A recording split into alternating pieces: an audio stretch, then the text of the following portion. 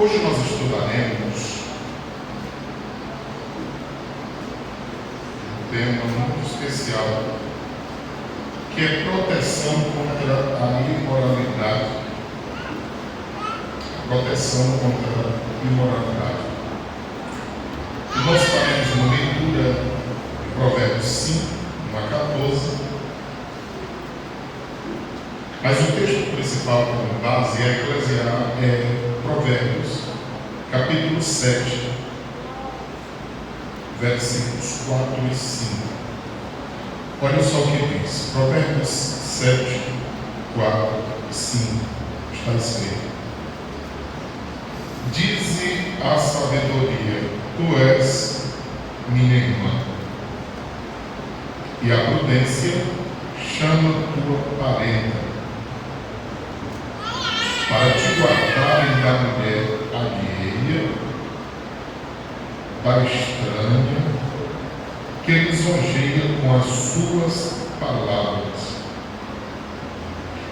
O resumo de toda essa mensagem é esse: a sabedoria divina nos protege da imoralidade sexual, concedendo-nos a virtude do domínio próprio e da temperança. Então a sabedoria não é apenas conhecimento, mas é em como nós aplicarmos o conhecimento que temos em cada situação, especialmente nas situações difíceis. Leitura bíblica é Provérbios, capítulo de número 5, os versículos de número 1 a 14. Veja só: filho meu, atende a minha sabedoria, a minha razão inclina o teu ouvido. Então Salomão aconselha os filhos a que atendesse a sua voz e que desse a ele ouvidos para que entendesse qual a razão, o motivo de ele estar os aconselhando dessa forma. Versículo de número 2: para que conserve os meus avisos e os meus lábios guardem o conhecimento. Já pensou se todos nós, ao recebermos algum aviso, um conselho, nós atentássemos e sempre estivéssemos dispostos a aguardar o conhecimento? Às vezes a gente prega todos os dias e parece-nos que o povo, aquilo que os nossos avós diziam, ouvem como ouvido do mercador. Às vezes nós falamos sobre um assunto aqui tão interessante, tão claro, tão atual, e quando chega ali na porta já tem alguém enrolado por não saber sair da situação que nós acabamos de ensinar. Nós precisamos que Deus nos dê a sabedoria, a graça, para que possamos guardar, aprender, para vivenciarmos todas essas coisas. Versículo 3 diz: porque os lábios da mulher estranha destilam favos de mel. Então, uma mulher que quer derrubar um servo de Deus, ela falará tão adocicada que, se não tiver a graça de Deus, poderá fracassar. E o seu paladar é mais macio do que o azeite. Às vezes parece inofensivo, e quando alguém menos imagina, já está na rede. Versículo de número 4: mas o seu fim é amargoso como um absinto, agudo como uma espada de 2 fios. Provérbios, capítulo de número 20, versículo de número 17, diz que o homem que ama prazeres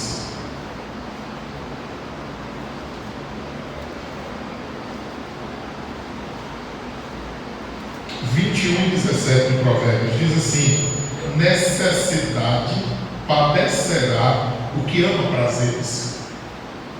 Nós vivemos em uma sociedade onde O que vale é o hedonismo, é o prazer momentâneo. Mas a Bíblia diz em Provérbios 21:17 que as pessoas que estiverem em busca apenas de prazer padecerão necessidades, todas as áreas. E qual tem sido a dificuldade de muitos? Hoje em dia há idosos que o seu aposento só serve para isso, para dar dinheiro às meninas novas, deixar a família padecer necessidade, porque o seu pensamento está nos prazeres. E quantas pessoas não têm sido deixadas levar por todas essas coisas? Versículo de número 5. Os seus pés descem à morte, os seus passos ficam-se no inferno. Quantas pessoas estão lá fora e às vezes invertem para destruir o casamento? Geralmente, como o homem é mais levado por isso, às vezes ele acaba se impressionando com isso. Como é que uma menina jovem, bonita, quer ele? E ele se empolga com isso. Mas quando a sua esposa verdadeira vier deixá-lo, aquela também o abandonará, porque ela é utilizada apenas como algo difícil para causar problemas no meio da família. E as pessoas deixam ser levadas por isso. E esse texto é uma advertência exatamente para o jovem, para que não deixe ser levado por essas coisas. O versículo de número 6 diz assim: ela não pondera a vereda da vida, as suas carreiras são variáveis e não as conhece. Então ela não valoriza a vida. A sua carreira são variáveis porque não é uma coisa certa. E nem ela mesma pode conhecer as suas decisões. Versículo 7. Agora, pois, filho, dai-me ouvidos e não vos desvieis das palavras da minha boca. Ah, se todas as pessoas ouvissem conselhos. Mas na realidade alguém diz que conselho de café só come quem quer.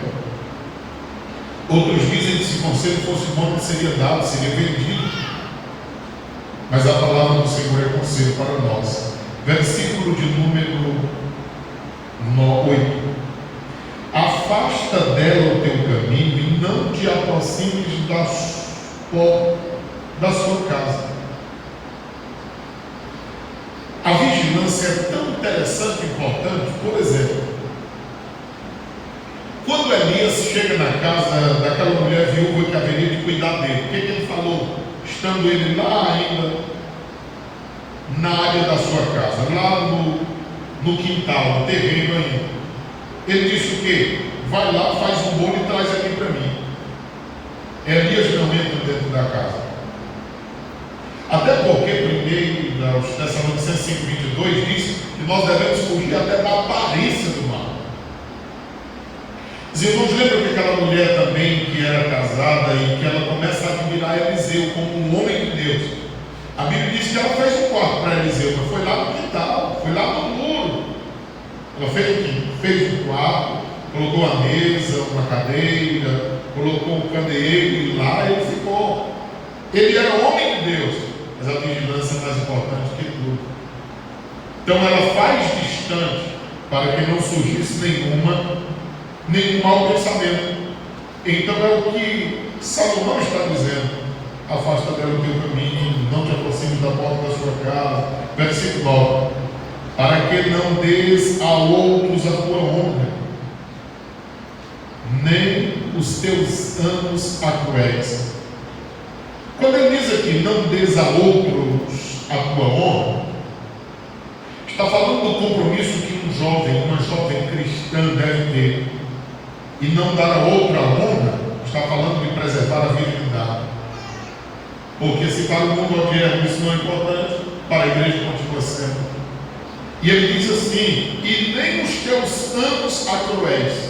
Irmãos, todas as pessoas com uma consciência cristã, que perdem a virgindade antes do casamento, se Cristo não as libertar completamente, elas enfrentam o problema por toda a vida.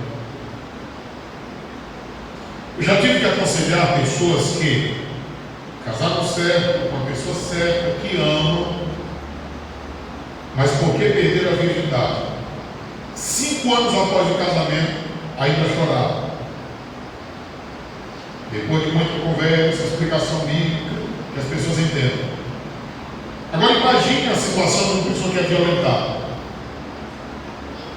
Imagine a situação de uma pessoa que se entrega. Quantos suicídios já não aconteceram na nossa cidade? E um deles foi exatamente por isso. A pessoa se entrega para alguém que acha que ama. Depois, não é aquela pessoa o que achava a princípio que é. E vem uma decepção, tristeza, lamento. Quando as pessoas na atualidade dizem que a virgindade não tem nenhuma importância, é porque elas não ficam no gabinete pastoral ouvindo pessoas a vida toda. Porque o desgaste, os problemas, as dificuldades que surgem não são pequenas, são muito grandes. E todas as vezes que a gente fala destas coisas é no propósito de evitar que elas aconteçam. Versículo de número 10. Para que não se fartem os estranhos do teu poder, e todos os teus trabalhos entrem na casa do estrangeiro. Para que não se fartem os estranhos do teu poder. Vocês já viram na guerra que a Damares tem enfrentado, até mesmo como as crianças que são levadas à prostituição, à pedofilia e tantas coisas? Por que ela faz isso? Porque ela também passou por uma situação dessa. Foi violentada várias vezes quando criança e ela propôs ao seu coração em estar em defesa desse povo. Não dar a outros para que se fartem os estranhos do seu poder, está falando exatamente disso. E todos os teus trabalhos entrar na casa de estrangeiros. A pessoa viver vendendo o próprio corpo em prol de prazeres, nem que não seja do próprio, mas de outros. Escuta isso. E gemas do teu fim, quando se consumirem a tua carne e o teu corpo. Irmãos, a beleza passa. A Bíblia diz que a beleza, a formosura, são coisas vãs. Hoje eu já falei para alguém, não case pensando no músculo, na carne, no corpo, porque tudo isso vai se desfazer. Agora, quando alguém casa amando verdadeiramente, a Bíblia diz que o amor não acaba. Constantemente eu tenho ouvido pessoas dizendo, não, eu quero separar, o amor acabou. Bem, a Bíblia não diz isso. A Bíblia diz que o amor não acaba. Agora, todos nós teremos uma luta constante contra o corpo, a matéria, o corpo do pecado. E às vezes, se nós não vigiarmos, eu sempre digo, princípio para a vida cristã vitoriosa: leia a Bíblia, ore, quando possível, jejue e vigie bastante. Ninguém sobreviverá muito tempo sem cumprir isso. Pode ter a idade que tiver, o tempo de crente que tiver, não vai sobreviver. Qual é a preocupação da gente quando alguém logo se entrega a Cristo? Não falta os cultos, se matricule na escola bíblica dominical, especialmente na classe do discipulado, porque são coisas básicas para que nós nos fundamentemos na palavra e jamais venhamos nos desviar delas. O versículo de número 12: e digas, como aborreci a correção. Isso aqui é a pessoa no final da vida, dizendo assim: como pode eu aborrecer todos os conselhos? E desprezou o meu coração a repreensão. Eu desprezei todas as vezes para ensinar a verdade. É alguém se aumentando no final da vida. Versículo 13: e não escutei a voz dos meus ensinadores. Eu não escutei dos meus professores, dos meus pastores, do meu amigo de mocidade, ali no ciclo de oração. Eu ignorei tudo isso. Porque não se engane, a criança pensa que o pai é um herói até seus 8, 9 anos. Mas depois eles mesmos acham que são dono de tudo e que tem toda a sabedoria. E eles ignoram completamente o que é dito pelos seus pais, pastores, enfim, aqueles que os lideram. E querem viver de qualquer forma. O versículo 12 continua e diz: e desprezou o meu coração de repreensão. Versículo 13: não escutei a voz dos meus ensinadores, e nem a meus mestres inclinei o meu ouvido. Não atendeu ninguém. Versículo 14: quase que em todo mal me achei no meio da congregação e do ajuntamento. É alguém que não saiu do meio do povo, mas que conseguiu participar de tudo que não prestava, embora estivesse no meio do povo. Irmãos, só Deus para livrar a nossa vida, especialmente a vida da nossa juventude, mas aqui é um conselho para todos nós que somos crentes. Vamos lá, a introdução da nossa mensagem de hoje. Nós estudaremos acerca da imoralidade sexual. Meditaremos no capítulo 5 de Provérbios a partir desse texto. Veremos o quanto ele é relevante atualmente, pois vivemos em uma sociedade marcada pela sensualidade, em tudo quanto é produzido do ponto de vista cultural. Finalmente nos conscientizaremos a respeito da moralidade sexual, ensinada pela Bíblia, como instrumento protetor contra a imoralidade sexual na vida do jovem cristão. Assim veremos que quem pratica a moralidade sexual bíblica age com sabedoria. Aqui fala do ponto de vista cultural. Nós estamos em um tempo onde nós devemos atentar muito para aquilo que se chama cultura. Todas as vezes que você ouvir alguém falar sobre o que é cultural, sobre o que é arte, você deve estar de olhos, ouvidos e mente completamente abertos e atentos. Por exemplo, há cerca de 15, 20 dias ou mês, o tempo está correndo muito rápido. Há bem poucos dias passados, quem foi que não ouviu falar num vento que passou no Brasil, onde as escolas deveriam mandar as crianças com um corte maluco para a escola? Coisa extravagante. Corte como a gente vem combatendo aqui na igreja. Quantas vezes eu não tenho me prestado o trabalho de dizer que, irmãos, tenha cuidado como seu filho corta o cabelo, como ele se veste, como ele se toca. Nós estamos vivendo num mundo onde querem desmasculinizar os homens e querem masculinizar as mulheres, e a gente vem batendo nessa tecla. Aí agora imagine, um reduto que era para ser de educação, a escola, chega um bilhete de casa e diz: não, você tem que mandar o filho com um corte maluco. Aí as famílias se degladiaram. O pai não queria aceitar e a mãe queria. Outros, a mãe com os olhos espirituais abertos, disse: não, meu filho vai botar. E o pai disse: mas está mandando, eu tenho. Você já imaginou que caminho nós estamos trilhando? E se amanhã chegar uma coisa séria com relação à nossa fé, como é que nós nos comportaremos? Porque a história de Daniel, de Ananias, Misael e Azarias é linda. Enfrentaram a fornalha, enfrentaram a cova dos leões, a não negar a Deus, é bonito.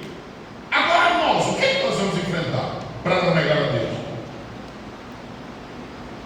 E o pior, teve gente que mandou. Fizeram um risco na cabeça do menino, pintaram um lado de loiro, pintaram o outro de vermelho, uma coisa louca.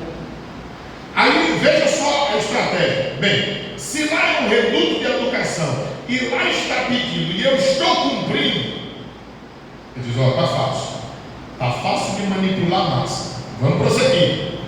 Daqui a pouco está um banheiro para todos os sexos. Daqui a pouco vão pedir que o menino vá com a roupa de menino, que afinal de contas é cultural e é arte também, e agora vai chegar o carnaval, então vamos lá. E as pessoas deixam se levar e acham que não é nada, não, isso tem importância, isso é loucura. Irmãos, o inimigo é sagaz. Quando fala de sagacidade do inimigo, está falando da forma sorrateira que ele age, sem que seja perceptível.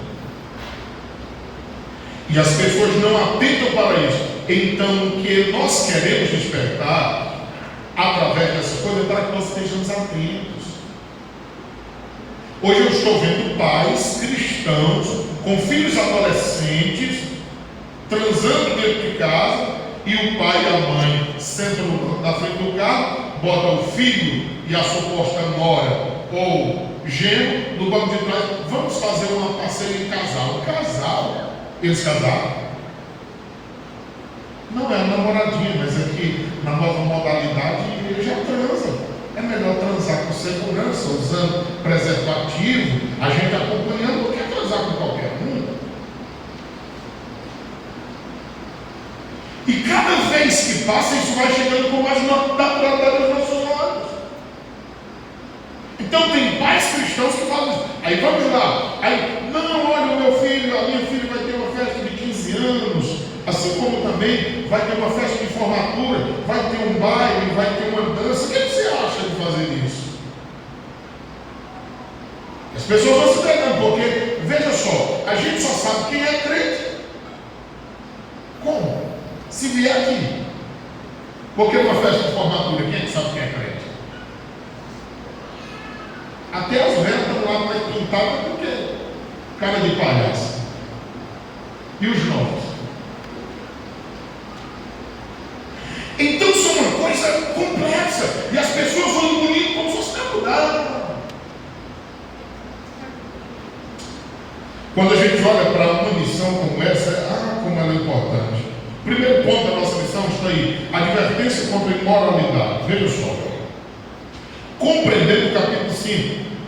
O quinto capítulo do livro de Provérbios inicia com o apelo à prática da sabedoria.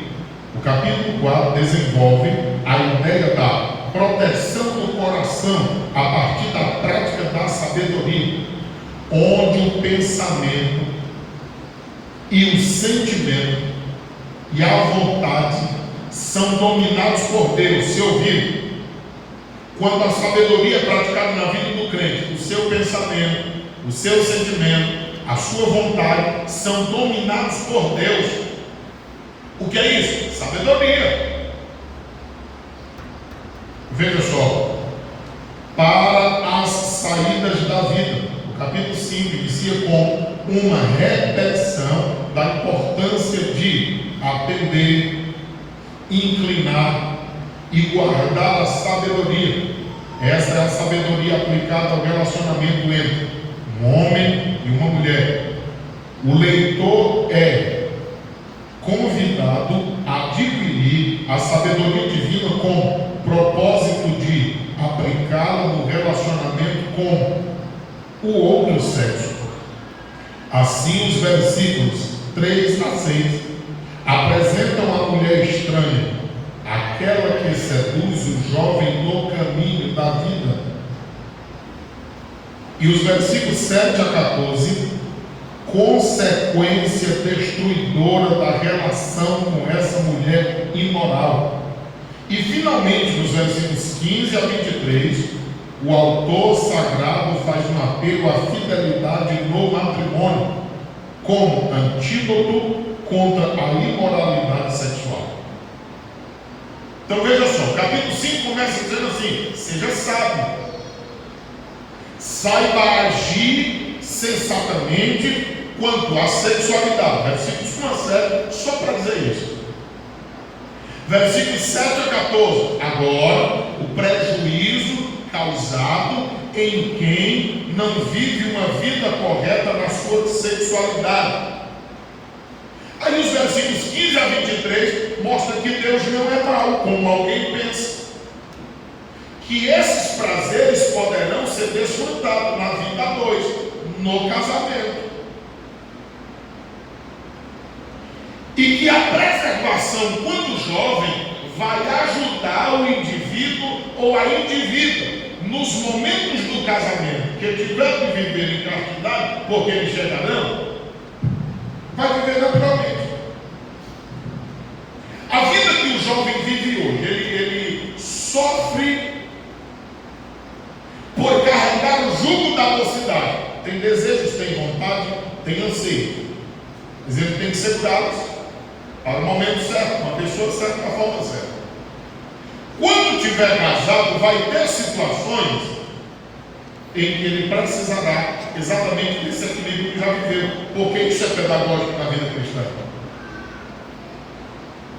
Você entende que o Senhor Jesus, em toda a nossa vida, está nos ensinando alguma coisa? Segundo subtópico do primeiro ponto, está aí: a mulher estranha. É inevitável encontrar-se com a mulher imoral no caminho da vida, mas não é inevitável cair em sua sedução. Todo homem aqui vai enfrentar uma situação onde uma mulher vai dar em cima dele. Toda mulher aqui vai enfrentar uma situação onde alguém vai dar em cima dela. Agora, se nós somos verdadeiramente servos de Cristo, nós saberemos dizer não no momento certo. Mateus 5,37, a palavra do crente é assim, sim, não, não. Se passar disso, tem diabo no meio. Então há uma necessidade de nós nos posicionarmos. E tanto o homem quanto a mulher enfrentará esse momento na sua vida. Suas características principais: a arte de seduzir. Seus lábios destilam favos de mel. O seu paladar é mais macio do que o azeite. Contudo, embora a sedução da mulher imoral tenha grande poder de atração, logo, esse doce prazer momentâneo dá lugar a um fim amargoso, como o absinto. Absinto era uma planta do mundo antigo, onde era bem mais amarga do que o fel. Por isso a expressão dela sempre aparecia na Bíblia como absinto, falando de algo horrivelmente amargo. Então veja só: aguda como a espada de 2 fios que corta e faz descer para a morte. Essa mulher imoral não tem compromisso com retidão, nem com conhecimento, e por isso torna-se uma parábola alusiva à vida de imoralidade que o jovem não deve nem precisa trilhar. No início, esse estilo de vida é atrativo, mas logo não tarda mostrar que é uma verdadeira escravidão que leva à morte.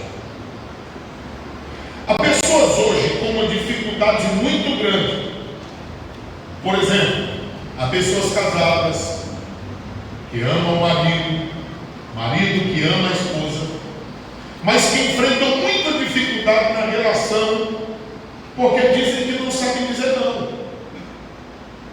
Há homens que toda mulher que vir, que dê atenção, ele vai cair com ela, ele vai transar com ela. Há mulheres também que estão no relacionamento, dizem estar bem, mas todo homem que cantar vai ganhar alguma coisa. Alguém me pergunta se é falta de amor? Não. Isso é porque são pessoas que não são libertas ainda, que não aprenderam a viver uma vida casta quando precisa, dizer não ao pecado e dão vazão a tudo que a carne deseja.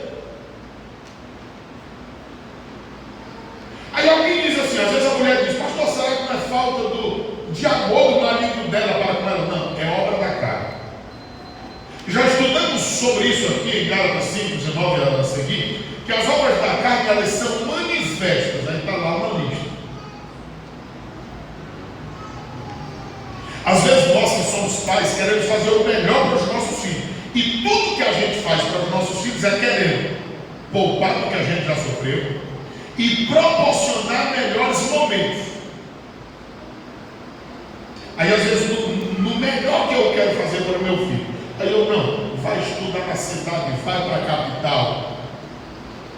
se ele não tiver um caráter cristão formado nele, daqui a pouco tem uma pessoa viciada em pornografia, a ponto de não conseguirem se ver livre. Nós vamos levar isso para dentro do casamento. E quantos homens não se satisfazem apenas com a sua esposa? Precisam masturbar-se? Precisam recorrer ao celular, ao notebook? Tem deles que satisfazem-se só no ver. Tem homens que, se você encontrar com ele aí na rua, ele baixa a cabeça, ele não olha para você. Mas na frente do antero é o Satanás. Não pode ver uma coisa, está no zoom, aquele negócio, aquela loucura. E são dificuldades, porque a verdadeira esposa, ela conhece isso. E ela sofre com isso. Às vezes ela diz, será que ela não é suficiente? Não é isso. É porque é escrava do pecado. Mas isso acontece também no lado feminino. Com menos frequência, mas é possível acontecer também. Pessoas que vivem uma vida libertina, de repente entregam-se a Cristo, mas aqui é a oficina, mas elas enfrentam dificuldades na mente. Onde são as nossas batalhas? Na mente. É aqui na mente. Então, quando a gente fala essas coisas de uma forma tão clara, qual é o objetivo? Que quem vive tais experiências sejam sarados. Quem não teve oportunidade, a juventude, a adolescência, vigie. Para que não diga como o proverbista aqui, no final dos dias, que amargura estou vivendo. Ah, se eu tivesse ouvido, quanto tempo eu desperdicei. É isso. O que você acha dessa velharada aí hoje na questão da pedofilia? Dando balinha para a criança, biscoito recheado, para deixar pegar nelas, para... O que você acha disso? E hoje nós vivemos num sistema onde se quer legalizar isso. As propostas que estão ali é para que uma criança com 12 anos ela possa decidir o que ela quer fazer na vida. A proposta é para que seja legalizado o incesto. O que é isso? Um avô casar com a neta, um pai quer casar com a filha, também querer. Quer casar. E já existem comunhões oficializadas. Homem casando com bicicleta, casando com uma árvore, cachorro. Irmãos, nós vivemos num mundo onde as coisas estão de ponta cabeça.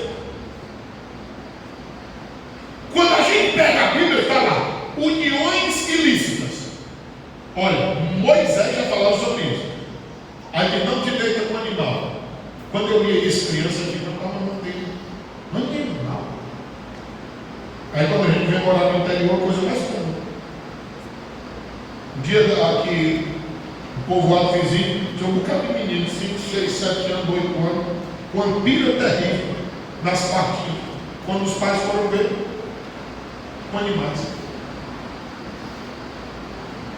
Então isso tudo, aparentemente, é normal, para o mundo que se vive. Não o avô fez, o bisavô fez, certo? Mas o distúrbio criado nesse povo não é coisa desse mundo. Porque Deus planejou um homem para uma mulher.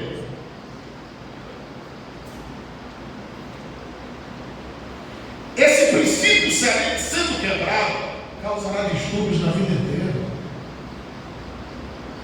Quando você pega todos esses maníacos, todas as pessoas que vivem uma vida libertina, quando você procura o princípio dessas coisas, como foi? Aí vão dizer, foi quebrado o curso natural das coisas. Então a função da igreja é combater, é orientar, é ensinar, mostrar a verdade à luz da palavra de Deus.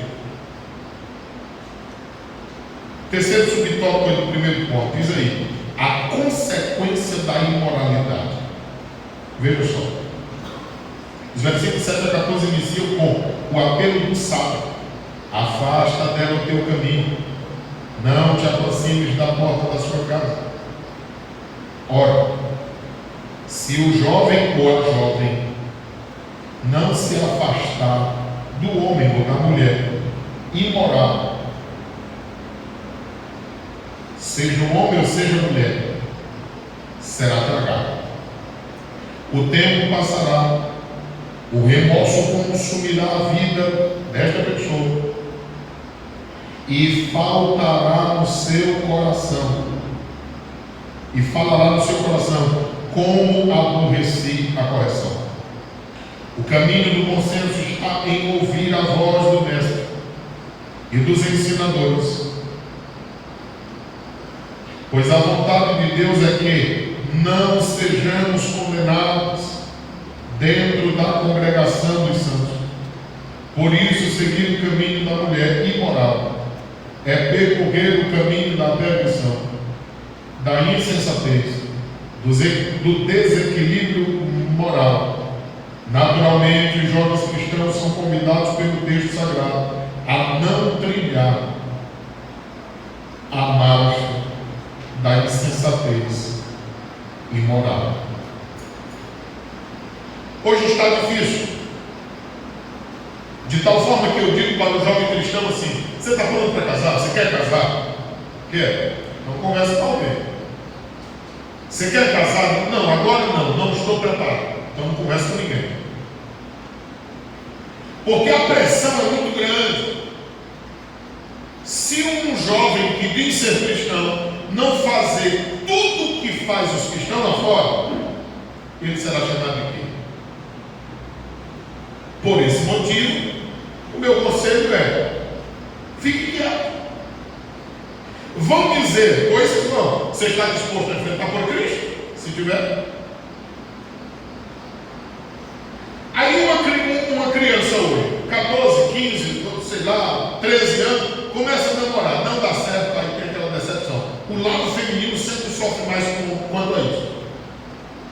Mas aí ele vai lá, o jovem: a nossa civilização é machista, não, o homem é para namorar mesmo, tem que namorar, e ele começa, namora um, namora outro, namora outro. Daqui a pouco ele decide casar, ele não sabe quantas bocas ele beijou. Ele vai casar com uma pessoa que para ele, ali é só mais uma boca que ele vai beijar, e para ele tanto faz quanto fez. Ele não lembra de data de casamento, de namoro, de noivado, de nada. Aí vai ver como ele chora o tempo todo, porque ele não lembra de nada. Ele não sabe o livro completo, ele não liga para isso, não liga. A parte que define relacionamento na vida do ser humano, a ciência diz que naqueles que desenvolvem só estará madura aos 21 anos de idade. Antes disso é semelhante à mente de um adolescente: ora é, ora não é, ora é, ora não é. Por que alguém juntou com 13 anos, 14, 15, deu certo? Por causa da misericórdia de Deus. Mas no mundo da atualidade, das redes sociais, da falta de compromisso, onde não está sendo repassado o que deveria ser repassado, não terá consistência. Porque qual a história? Ah, não deu certo, separa, divorcia. Na vida cristã não é assim. Afinal de contas, nem sequer vai se casar na atualidade. Faz um contrato, assina lá e deixa lá. Daqui 2 anos se servir, casa, se não, assina outro contrato por mais 2 anos e assim vai. Chegou 4 anos, não serve para casar não, rasga o contrato. Vamos fazer outro contrato com outra pessoa. Irmãos, na vida de crente. E cada dia que se passa, vai se encarando isso com cada naturalidade cada vez maior. Agora veja o segundo tópico. Segundo ponto: a relevância de Provérbios 5 contra a imoralidade. Olha só, primeiro subtópico: uma sociedade sexualizada. Discutir isso. Por que Provérbios 5 é tão relevante para nós?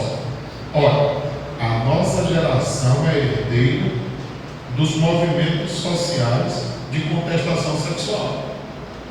Nós vivemos em um tempo onde, se você falar da forma como eu estou falando aqui, é um atrasado, é um retrógrado. Isso não é dessa forma. Por quê? Porque nós somos fruto de uma geração onde se contestou esse discurso, que ele é bíblico. Nós nas escolas, nas faculdades, as pessoas que trabalham com saúde mental, com o corpo do ser humano, falam tudo contra o que eu estou falando aqui.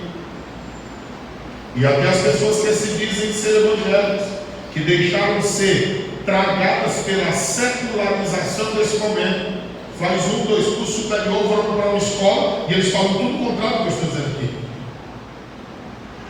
Há pessoas que congregam aqui conosco, há pessoas que dizem que são crentes aqui, e quando me veem uma escola pregando, dizem: o que o pastor faz a escola pregando? Escola é lugar de ensinar outra disciplina, menos a Bíblia.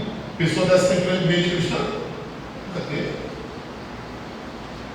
Atos 19 diz que Paulo encontrou lá em Éfeso uma escola de um certo tirano. Sabe qual era o horário vago que tinha? De meio-dia em diante. Por quê? Na grande Éfeso, naqueles dias, o historiador diz que bebia-se mais cachaça do que leite. Eles viviam em uma geração pervertida. O templo da grande deusa Diana, uma das 7 maravilhas do mundo antigo, era lotado. Os cultos eram sexo explícito. Então o povo passava a noite no bacanal e o dia dormindo. Aí Paulo diz: me empresta a escola durante o dia, porque eu quero mostrar a vocês um Deus que pode salvar e libertar o homem, porque ele é poder de Deus. Por isso ele disse: eu não me vergonho do Evangelho. Quando você vira alguém dizendo que está com o Evangelho, vergonha de vir para a igreja, é que eu me converti, mas não sei como vou para a igreja. Jesus não entrou na vida dele, nem dela de verdade. Quando Deus se apossa da vida de alguém, não tem coisa que a gente tenha mais prazer do que dizer: eu sou crente na pessoa bendita. A pessoa não se envergonha de viver bêbado, de viver com a boca no esgoto, de viver no pastor, mas se envergonhar de Jesus. Não. O Evangelho não entrou em tais pessoas. Há poder no sangue de Jesus e há poder no Evangelho de Cristo Jesus. E se ainda tem alguma coisa honrosa na terra, é servir a Cristo.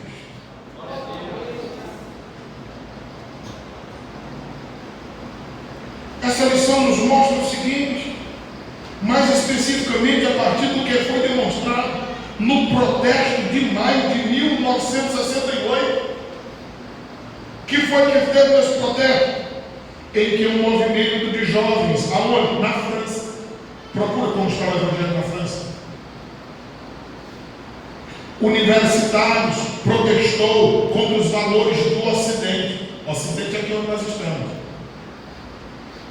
Na Universidade de Paris, movimentos parecidos também estavam em andamento na América do Norte, lá na Inglaterra. Procura o Evangelho nessas localidades possíveis.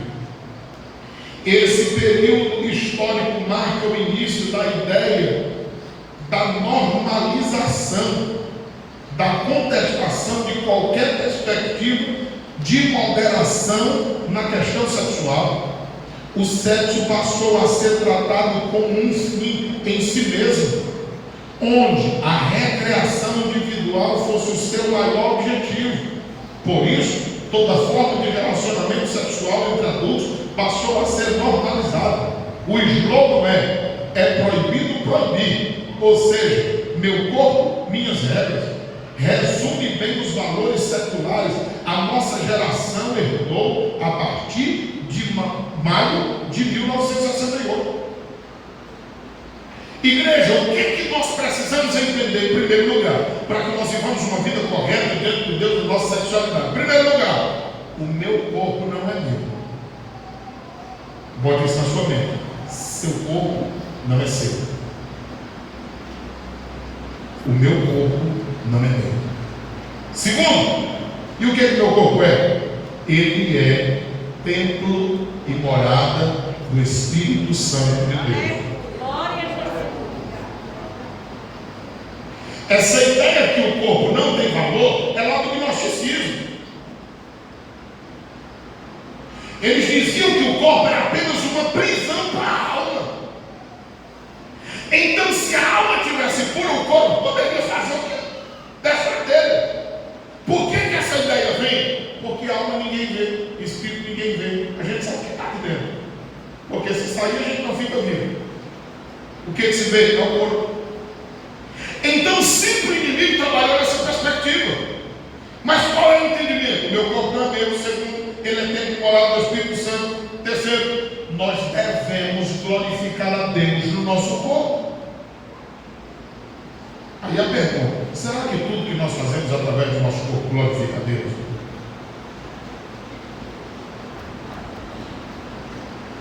Não se pode dominar o desejo sexual. Isso é uma pergunta. Será que não tem mesmo como dominar esse negócio? Vamos lá. É o segundo subtópico do segundo ponto. Essa era a consequência das ideias gestadas por trás do movimento em 1968. A tese da vida sexual moderada nos limites do matrimônio, como ensina a fé cristã, como repreensão sexual, é uma consequência natural do que já estava gestado por intelectuais antes do movimento de 1968. Todo mundo aqui já leu Romanos 1, versículos de número 24, 22 a seguir. Deus não se corrompe, Deus não deixa de ser corrompido. E aí o que acontece é o seguinte: as pessoas achando-se sábias ficaram loucas. O Senhor os entregou. O que é que isso está dizendo? O Senhor jogou de lá, deixou fazer o que quis fazer, e eles receberam a recompensa em si mesmos. Veja só, hoje o jovem está inserido numa cultura, escute isso, cultura secularizada. Sexualidade em que o movimento cultural, olha aí a palavra, por suas músicas, filmes, literatura, estimula a sexualidade dos corpos, de modo que leva a pessoa a pensar de fato ser impossível moderar os instintos sexuais.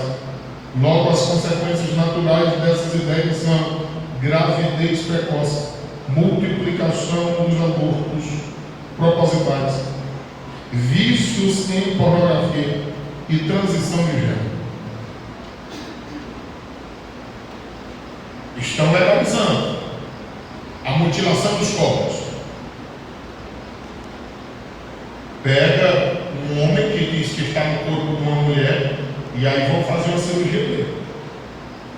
Só que se esse homem morrer hoje e daqui 10 anos desenterrar para fazer uma exumação, pegar um pedaço do osso dele, o que o DNA vai dizer? Que é do homem. Porque o gene do homem é diferente do gene da mulher. XY. Deus fez diferente. De onde é que partiu essa ideia? Pecado. Pecado entrou no mundo, tudo foi corrompido e a gente vive nessa luta. E não adianta a gente supervalorizar pecado, porque o homem hétero, ele tem luta, como a mulher também pode ter. E por que que uma pessoa com desejos contrários ao da natureza não poderá enfrentar a luta também e ser fiel a Deus?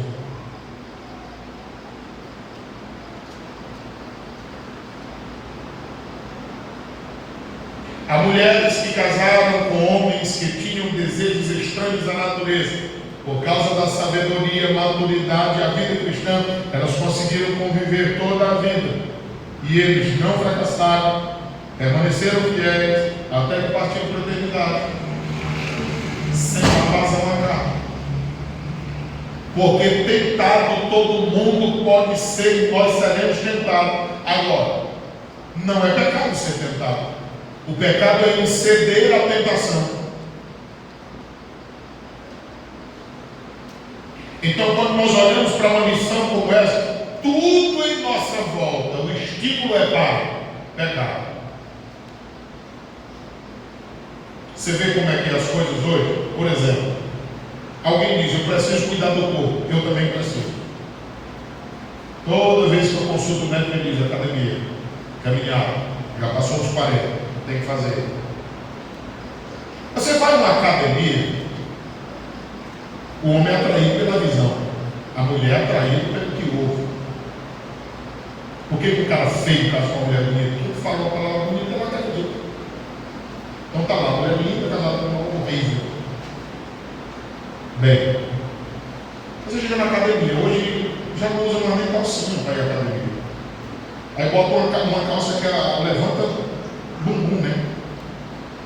mulher é uma pessoa boa. E há pessoas que dizem ser crente que se prestam serviço dessa. Eu sei que aqui dentro pode ter pessoas que não são libertas. Há homens que são carnais e ele nunca olhará para uma mulher e verá vestida, ele sempre verá ela sem roupa. Isso é uma deficiência dele, precisa ser tratada. Agora, se ela faz por onde? Chamar a atenção, usando a sensualidade, porque a mulher natural dela a conquista, isso é natural. Deus fez a mulher diferente do homem. O homem é duro, o homem é quadrado. A mulher tem o corpo desenhado, a mulher anda se rebolando, isso é normal. Agora, uma vez que se utilize de roupas, de caminhar de uma forma ou outra, para chamar a atenção, aí isso é o que a Bíblia chama de defraudar, despertar um desejo que não pode ser satisfeito legitimamente. Aí é uma outra história. Então são coisas que na vida cristã a gente tem que pensar nisso. Tem que ter esse cuidado. Tem como uma mulher se vestir bem, bela e atual e não ser sensual. É natural e pode acontecer isso. Mas as pessoas não entendem isso. E há homens também assim. Acabou mais de 2 dias, aumentou 1 grama. Você já viu que aperta mais a roupa? Não é porque ele cresceu. Não. É que vai lá e manda apertar. Manda não apertar o que a manga aqui torna assim para dizer que eu estou. Rapaz. Às vezes a canela é fina. Então é um negócio sério. Mas acontece. Então quando a gente olha para tudo isso na Bíblia, a gente vê o Senhor nos orientando tanto. Pastor, você é contra a academia?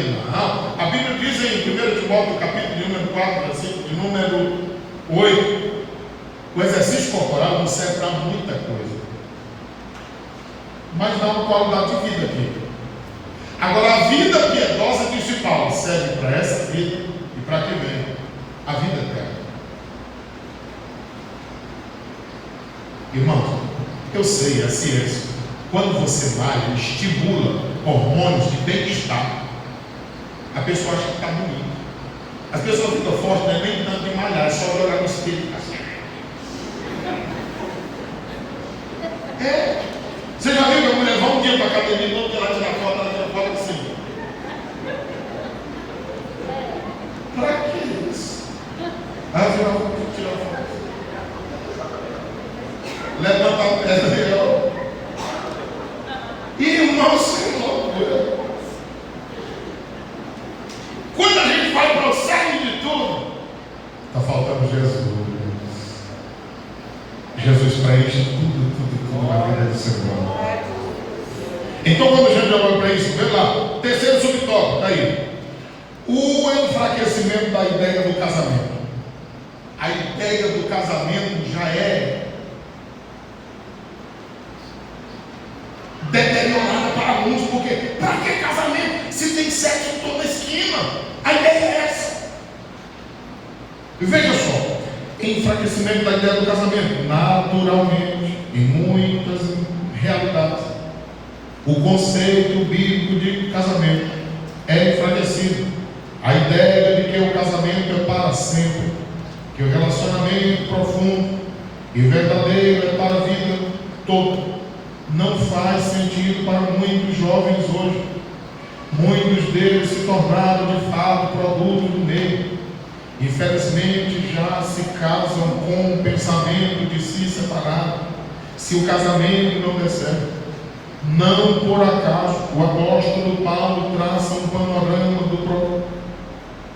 da profunda distorção da natureza humana que pode ser constatado na vida de muitos jovens hoje. Deus os entregou os desejos pecaminosos de seu coração. Como resultado, praticaram entre si coisas desprezíveis, desgastantes com o próprio corpo. É uma distorção completa do propósito de Deus para o bem-estar do ser humano. assim como um homem e uma mulher que se preservam para o casamento e poderão desfrutar uma vida com Deus e com o casamento na vida a dois saudável. Aqueles que quebram esse princípio também terão dificuldade. Às vezes os filhos hoje não entendem, porque os pais são tão preocupados. Mas quantos pais não sofrem hoje por causa de decisões erradas no passado? Aí o filho diz assim: mas quem é a senhora? Quem é o senhor? Vocês fizeram errado. Mas é exatamente isso que os pais estão dizendo. Talvez hoje passem por situações que não gostariam que os filhos passem futuramente, porque eles plantaram errado no passado. E essa lei da semeadura na Bíblia não fala: plantou, colhe. Oséias 8:7 diz assim: se plantar vento, vai colher tempestade. Gálatas 6:7 diz que quem semear na carne, colherá na carne. Quem semear no Espírito, colherá no Espírito também. Então há situações em que a gente quer determinar quem vai nos aconselhar. Não é uma pessoa perfeita que vai me aconselhar. Quando você assiste o filme Quarto de Guerra, uma senhora que ela está lá sem marido, mas que é crente e vive a vida orando e ajudando uma jovem casada no casamento dela, combatendo em oração. Quando chega no final que a jovem senhora vence e o marido dela se torna cristão, ela diz assim: e cadê seu marido? Eu quero conhecê-lo. Aí a velha chora, porque ela não teve a sabedoria que ela ensinou a jovem a ter para preservar o casamento dela. Lá atrás ela tomou a decisão errada. Como ela aprendeu com o próprio erro? Porque existem três tipos de pessoas. Quem? Os sábios. Quem são eles? Aprende com o erro dos outros. Os tolos. Quem são eles? Os que aprendem errando. Terceiro, os imbecis. Quem são eles? Aqueles que erram todo dia e nunca aprendem nada. Então o que é certo? Se a gente aprender com o erro dos outros, a gente vai sofrer menos. Se a gente deslizar e errar, nós vamos aprender com os nossos erros. Agora não caiam na idiotice e viver a vida toda errando e nada aprender. Terceiro ponto: a moralidade sexual cristã com proteção contra a imoralidade. Veja bem, delimitação sexual da moralidade cristã. Em uma de suas obras, o apologista cristão nos lembra uma doutrina cristã constrangedora para quem não passou pela experiência da regeneração e se encontra imerso na cultura atual, a castidade como uma prática da virtude cristã.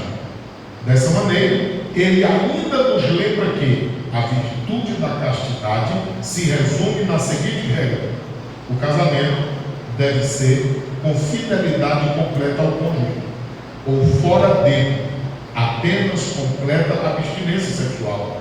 Sim, pela palavra de Deus, a moralidade sexual tem uma delimitação muito clara: fugir da prostituição. Todo pecado que o homem comete é fora do corpo, mas o que se prostitui peca contra o seu próprio corpo. Assim, diferentemente das ideias dominantes de nossa sociedade cultural, a Bíblia não considera o instinto sexual degenerado como algo insuperável, em que o ser humano não pode vencer. Quem passou pela experiência da regeneração, com o auxílio do Espírito Santo, pode desenvolver as virtudes do domínio próprio, da temperança. Como o apóstolo Paulo pode exclamar: todas as coisas me são lícitas, mas nem todas as coisas convêm. Todas as coisas me são lícitas, mas eu não me deixarei dominar por nenhuma delas. O que o autor está dizendo aqui é que se há alguém que é casado, seja fiel à sua esposa, seja fiel à sua esposa. Mas se ainda não é casado, aprenda a viver sem sexo e se reserve para o casamento. É isso. É possível viver isso? Aqui na igreja já teve gente que veio para Cristo e alguém vou namorar tudo uma vez, não, deixa um, depois deixa o outro, depois deixa o outro. Mas que conselho do inferno! Evangelho é coisa radical. Um pouco de fermento levado a massa inteira. Como pode a pessoa aconselhar miserável e lastimavelmente dessa forma? Tem que deixar tudo que não prestava e viver uma vida correta em Cristo. Aí chega outro e diz assim: como é que tu aguenta? Tu não quer viver crente esse tempo todo?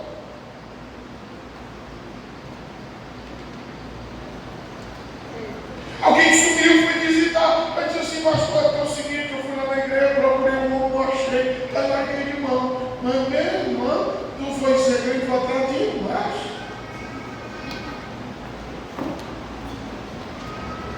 Não tem macho nenhum que dê a felicidade que Cristo dá. E nem fêmea também.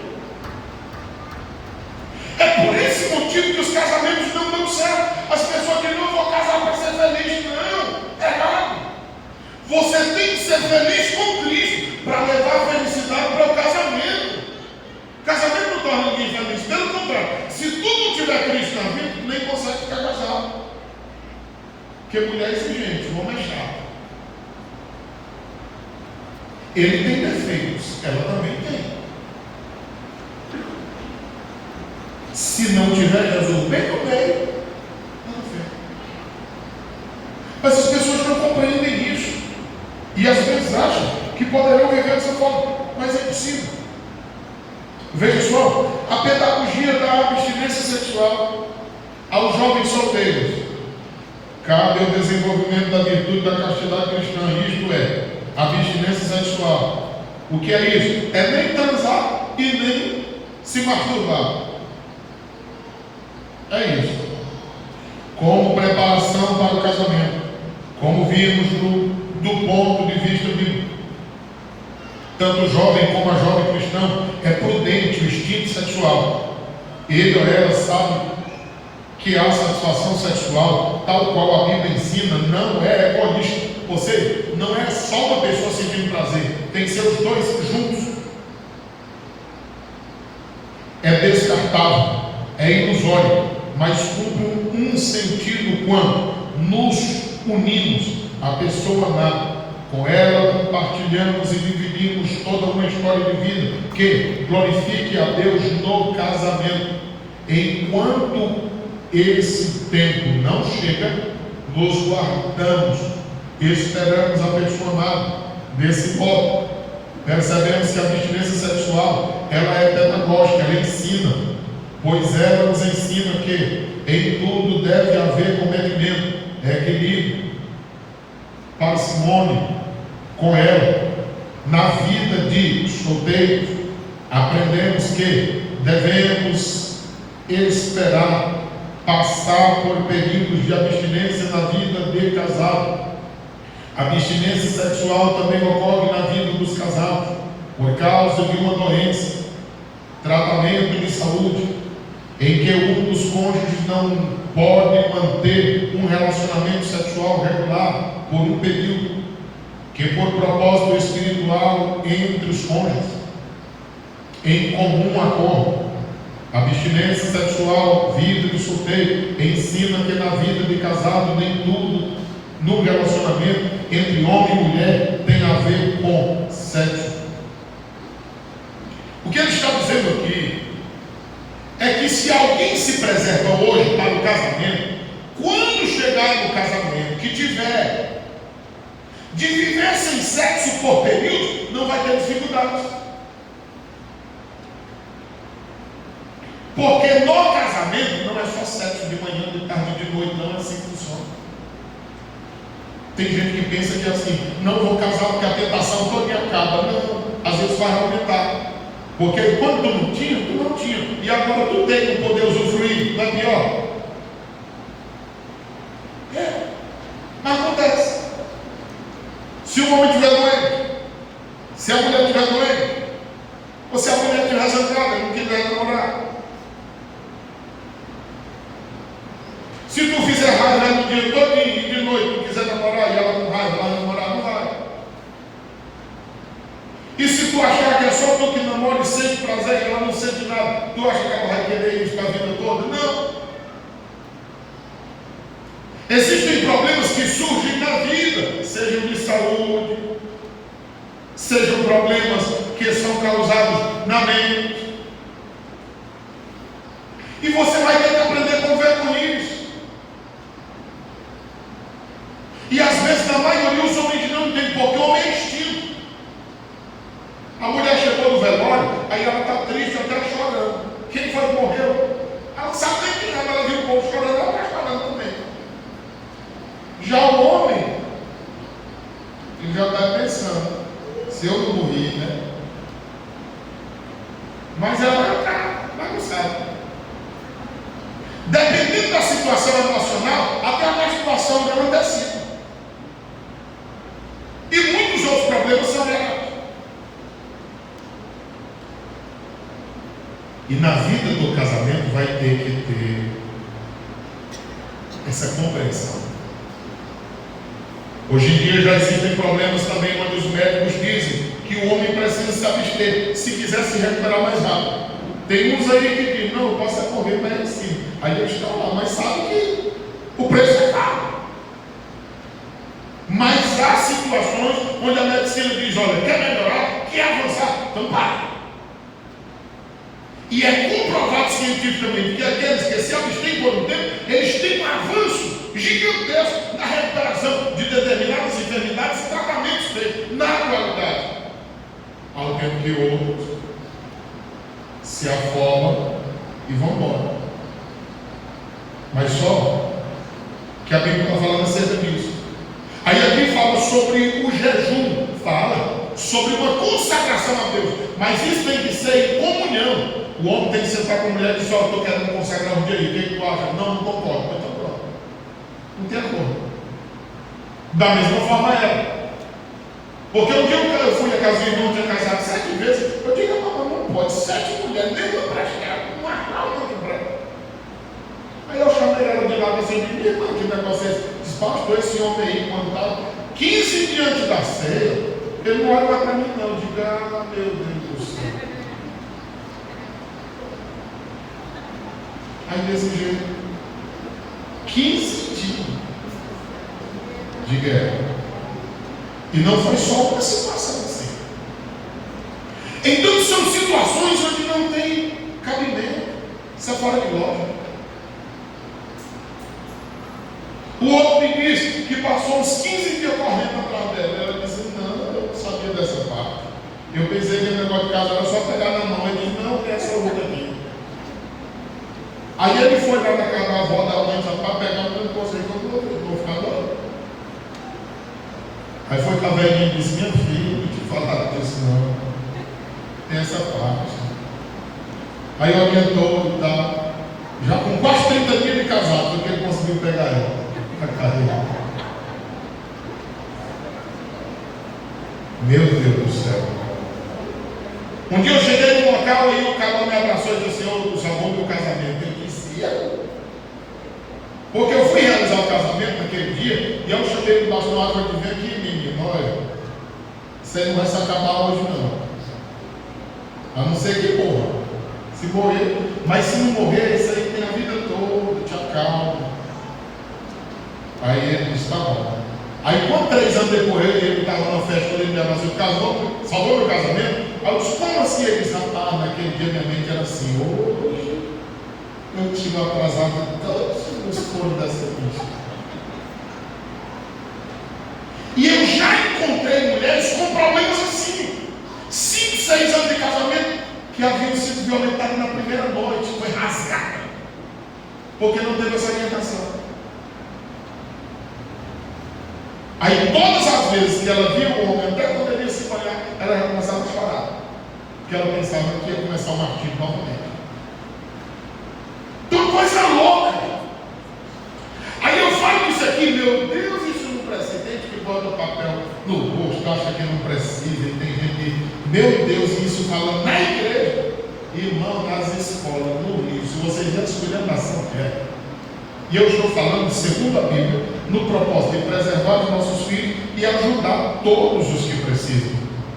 O terceiro e último subtópico dessa lição diz assim: a beleza da vida sexual dentro do matrimônio.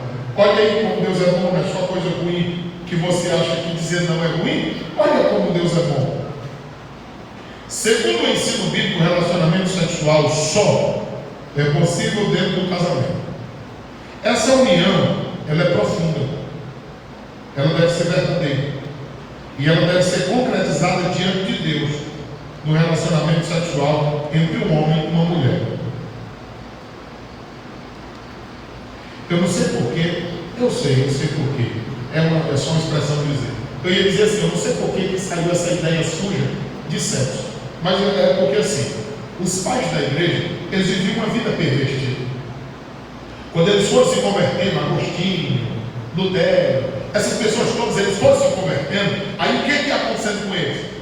Eles iam enojando completamente o sexo. Por quê? Eles viviam uma vida pervertida anteriormente. Teve um deles que chegou a decetar o próprio pênis, que a única forma de não pecar é essa. O pecado é na mente.